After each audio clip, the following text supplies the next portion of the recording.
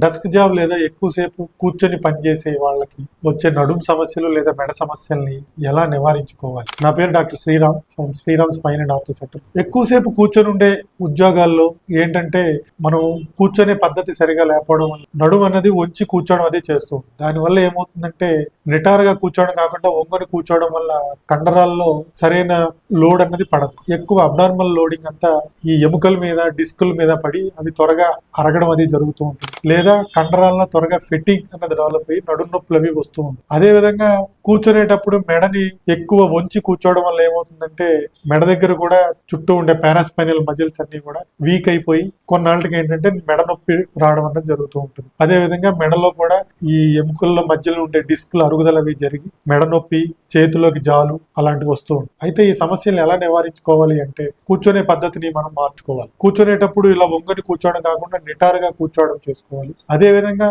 ఎక్కువసేపు కంటిన్యూస్ గా కూర్చునేటప్పుడు గంటన్నర కూర్చున్న తర్వాత ఒక 10 నుంచి 15 నిమిషాల పాటు నించోవడం గానీ వాక్ చేయడం గానీ చేస్తే ఇది నడుము యొక్క ఆరోగ్యానికి చాలా మంచిది. అదే విధంగా ల్యాప్టాప్స్, బుక్స్ అవి కూడా మనం చూసుకునేటప్పుడు మెడని వంచి కాకుండా అన్ని ఐ లెవెల్లో పెట్టుకొని చేసుకోవడం ద్వారా మెడ మీద ఎటువంటి దుష్ఫలితాలు లేకుండా మనం చూసుకోవాలి. ధన్యవాదాలు.